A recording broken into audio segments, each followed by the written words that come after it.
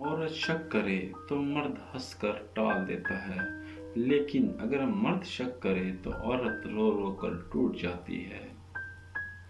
عورت کی عزت کریں جب وہ کسی محرم کے ساتھ گھر سے نکلتی ہے۔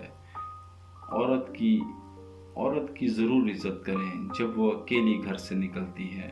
کردار صرف عورت کا ہی نہیں ہوتا، مرد بھی جب کردار سے گر جاتا ہے تو بد کردار ہی کہلاتا ہے۔ حیادار ہونا مرد پہ بھی اتنا ہی واجب ہے جتنا عورت پہ، لیکن اس دور جاہلیت نے شرم و حیا، وفا اور پردہ صرف عورت کے نام پہ مختص کر دیا ہے۔ عورت جب بیوی ہوتی ہے تو ایک پختہ اور ہمیشہ ساتھ نبھانے والی، ہر دکھ کی ساتھی بن جاتی ہے، اور جب ماں بنتی ہے تو خدا اس کا رتبہ اتنا بلند کر دیتا ہے کہ جنت کو اٹھا کر اس کے قدموں میں ڈال دیتا ہے۔ یہ عورت کا کرشمہ ہے کہ وہ تیری وحشت کے پانی کو بدن کے سیپ میں رکھ کر اسے انسان بناتی ہے، اور پھر تم اس عورت کو ذلیل کرتے ہو۔